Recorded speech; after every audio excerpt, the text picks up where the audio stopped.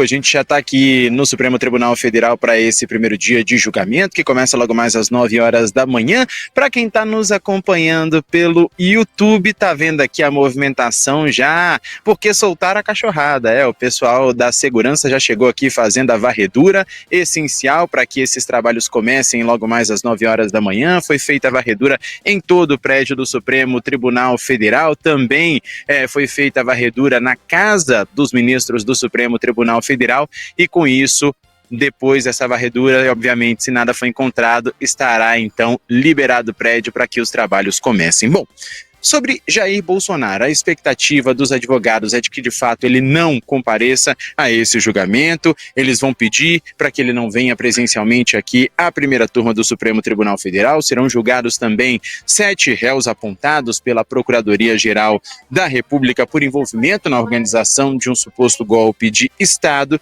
e esse grupo integra o chamado núcleo crucial. A gente tem, como a Carlinha falou, o general Walter Braga Neto entre essas pessoas, ex-ministro da Casa Civil e da Defesa, também Paulo Sérgio Nogueira, ex-ministro da Defesa, Almir Garnier Santos, ex-comandante da Marinha, e essa lista ainda tem nomes como Augusto Heleno, que era chefe do Gabinete de Segurança Institucional no governo de Jair Bolsonaro, Anderson Torres foi ministro da Justiça e Segurança Pública à época dos atos de 8 de janeiro de 2023, era secretário de Segurança Pública aqui do Distrito Federal, também Alexandre Ramagem, que era diretor-presidente da Agência de Inteligência, e Mauro Cid, ex-ajudante de ordens de Jair Bolsonaro e o responsável aí por fechar um acordo de delação premiada com a Polícia Federal, obviamente também o Supremo Tribunal Federal, para tratar desse esquema, dessa suposta tentativa de golpe de Estado. Bom, Jair Bolsonaro ontem passou a véspera do julgamento com a família, a mulher Michele e 3 filhos, senador Flávio, vereador Carlos Bolsonaro e também a caçula Laura,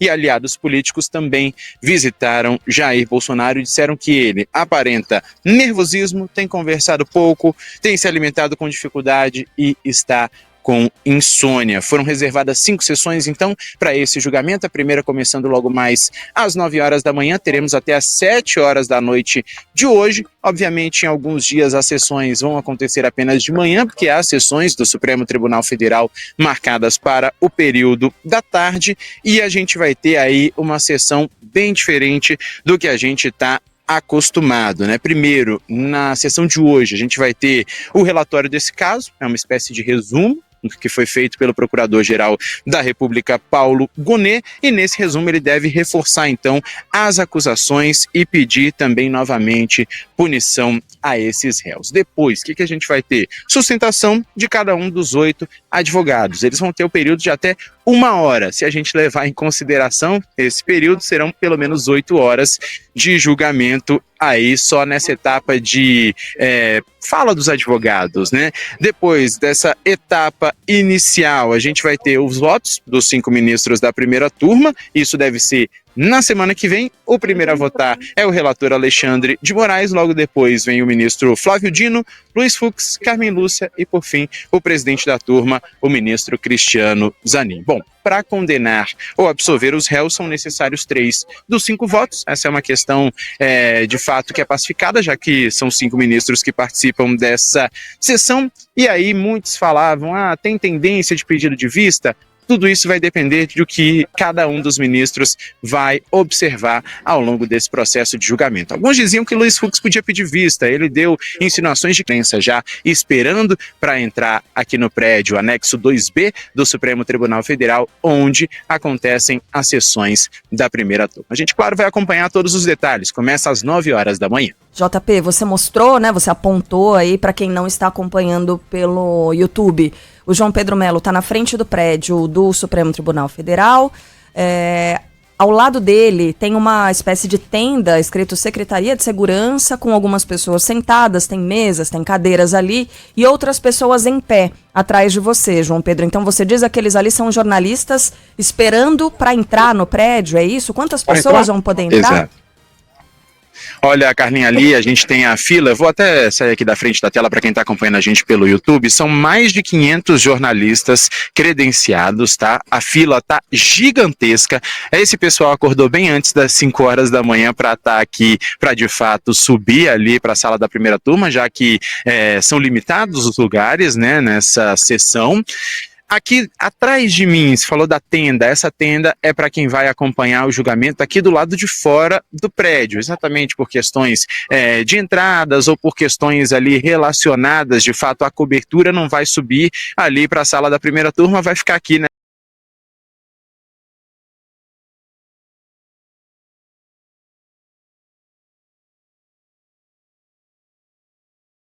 Aqui na sala da primeira turma, ou seja, todas essas pessoas foram credenciadas, vão passar pela verificação de segurança até de fato o início desse julgamento. Por isso essa fila gigantesca aqui do lado de fora do anexo 2B do Supremo Tribunal Federal. A tendência é de que a sala seja liberada daqui a pouquinho para que essas pessoas já comecem a subir, já comecem a se preparar para o início desse julgamento. E JP, como a Carla disse, o ex-presidente chegou a cogitar participar presencialmente do julgamento, desistiu. O filho dele, o Carlos, esteve com o pai na sexta-feira e relatou um Jair muito debilitado, né, magro, sem vontade de se alimentar, sem vontade de nada.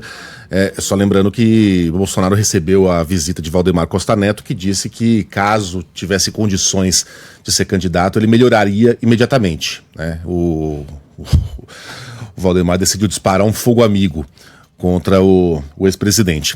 Mas o fato é que ele não vai. Ele, os generais e o almirante Garnier podem mudar de ideia no meio do caminho, podem decidir participar. Olha, hoje eu vou. Livremente durante o julgamento, JP? Podem sim, viu? Eles podem decidir participar, tem que avisar, obviamente, a direção da primeira turma, né, para que seja preparado o espaço para que eles estejam aqui, mas a tendência, pelo que a gente estava acompanhando, conversando com algumas fontes aqui do Supremo Tribunal Federal, é que de fato só venham os advogados, tá? A gente, inclusive, estava observando para ver se alguns deles já chegaram, como é que estava essa situação. Até o momento, não, nenhum deles passou aqui pela área em que a imprensa está. Essa é a única entrada do prédio, a não ser pela garagem, mas nenhum deles, pelo que a gente ficou sabendo, foi autorizado a entrar pela garagem, então vão passar por aqui os advogados, tá? Por enquanto não há previsão de que os réus acompanhem essa sessão aqui no Supremo Tribunal Federal. Claro que isso pode mudar, mas até o momento não há essa tendência. E uma última, o julgamento está marcado para demorar pelo menos 2 semanas, talvez mais. Há possibilidade de talvez menos? Algum discurso pode ser mais curto, alguma defesa pode ser mais compacta, e os trabalhos seriam adiantados, João Pedro? Pode acontecer, viu, Megali? A gente lembra que no interrogatório a gente tinha também praticamente 2 semanas, né, reservadas aí para que as pessoas falassem, né, ao ministro Alexandre de Moraes, mas esse julgamento terminou 3 dias antes do previsto, né, exatamente porque foram adiantando ali algumas das oitivas, alguns dos depoimentos, interrogatórios, etc.